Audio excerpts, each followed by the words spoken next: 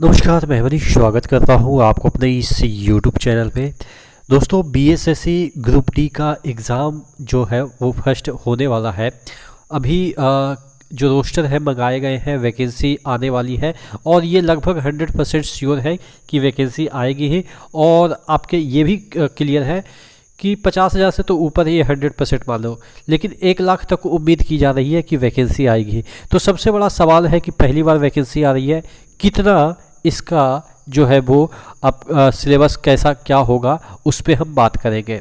चलिए देखिए, सबसे बड़ी चीज़ है कि जो ये एग्ज़ाम है वो कौन कंडक्ट करा रहा है। ये कंडक्ट करा रहा है बिहार एसएससी। ठीक है, बिहार एसएससी इसका एग्ज़ाम कंडक्ट करा रहा है।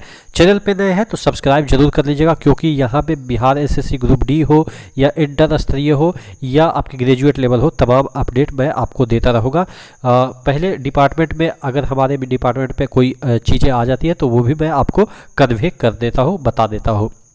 ठीक है, तो चैनल को सब्सक्राइब कर लीजिएगा। चलिए, तो मैं बात कर रहा था कि इसका सिलेबस क्या होगा। देखिए, बिहार एसएससी अगर एग्ज़ाम ले रही है तो आप मान के चलो कि जो सेंट्रल में जो पैटर्न होता है वही पैटर्न बिहार एसएससी भी फॉलो करती है। सेंट्रल का जो एसएससी है या बिहार के एसएससी है वो सेम पैटर्न फॉलो करती है। जैसे अगर हम सेंट्रल की बात करें तो जो आपके सीजीएल है, सीएचएसएल है और एक एमटीएस है। ठीक है, देखिएगा तीनों का लगभग सिलेबस एक ही जैसा होगा। आप अगर दिया होगा तो आपको पता होगा। हाँ, जो इसमें क्वेश्चन का जो आप कह सकते हैं कि थोड़ा सा लेवल है वो बढ़ जाता है, लेकिन लगभग सिलेबस आपको एमटीएस से लेकर सीजीएल का एक ही रहता है और थोड़ा सा चेंजेज आपको लेवल में दिख जाएगा। तो उसी तरीके से बिहार एसएससी की भी बात करें तो आपको वही वाला जो सीजीएल का है यानी कि ग्रेजुएट लेवल का है या आपके जो सीएचएसएल के सिलेबस है वही ये आपके बिहार एसएससी ग्रुप डी का सिलेबस रहेगा।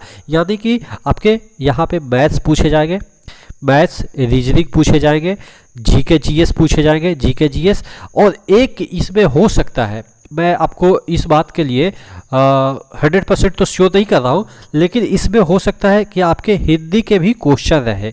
हिंदी के लिए अगर नहीं क्वेश्चन रहेंगे तो इतना 3 गो तो रहेगा, लेकिन हिंदी के लिए अलग से आपके एग्ज़ाम लिए जाएंगे। जैसा इंटर लेवल में होता है ना कि अगर आप मेंस देते हैं, चूँकि इसमें एग्ज़ाम में एक ही रहेगा, 2 एग्ज़ाम लेना नहीं चाहिए और मतलब कि नहीं ही लिया जाएगा, क्योंकि ये 10th लेवल का है और ग्रुप डी का है। तो 2 एग्ज़ाम इसमें मेंस की बात तो होगी ही नहीं। जिस तरीके से आपके एमटीएस में मेंस वगैरह नहीं होते हैं उसी तरीके से। हाँ, लेकिन हो सकता है कि इसमें एक पेपर आपके जो है वो क्वालिफिकेशन के लिए हिंदी रख दिया जाएगा।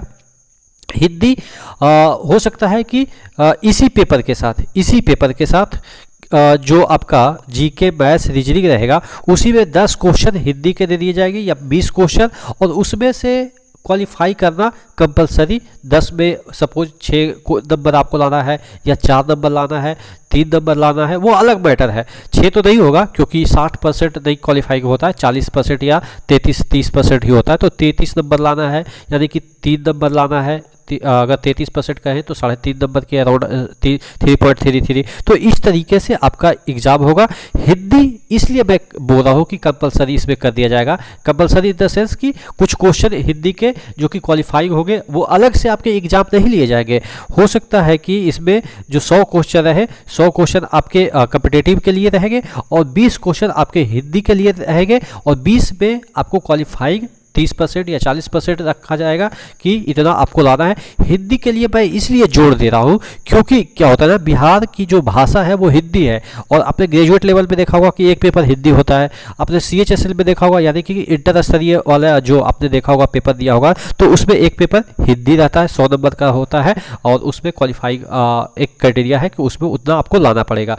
तो अब चूंकि वो बेस में होता है, लेकिन यहाँ पे चूंकि बेस नहीं होगा तो अब बेस नहीं होगा तो हिंदी तो चाहिए ही, क्योंकि अगर आपको फाइल दिया जाएगा कि आपको यहाँ से फाइल वहाँ ले जाना है, आप हिंदी जानते नहीं है, दूसरे स्टेट के भी लोग यहाँ भरेंगे। अब तमिलनाडु वाला अगर कैंडिडेट यहाँ भरता है तो उसको हिंदी नहीं आती है तो बाद में उसको जॉब में दिक्कत होगी। तो इस वजह से बिहार के जितने भी एग्जाम होते हैं वहाँ पे हिंदी कंपलसरी, आपने देखा होगा कि हिंदी कंपलसरी कर दिया जाता है। ठीक है, तो ये एसएससी की मैं बात कर रहा हूँ और अदर चीज़ की बात नहीं कर रहा हूँ, टेक्निकल की बात नहीं कर रहा हूँ। एसएससी के पॉइंट ऑफ व्यू से हम बात कर रहे हैं कि जितने भी एसएससी एग्जाम लेती है उसमें हिंदी कंपलसरी कर देती है, क्योंकि अगर आप परिचारी बन रहे हैं, आपको फाइल इधर से उधर करना होता है, कलेक्ट्रेट जाना पड़ता है, तो आपको हिंदी पढ़ना आना चाहिए कि आपको कहाँ फाइल दे दी है। तो इस वजह से इस तरीके से आपका एग्जाम होगा।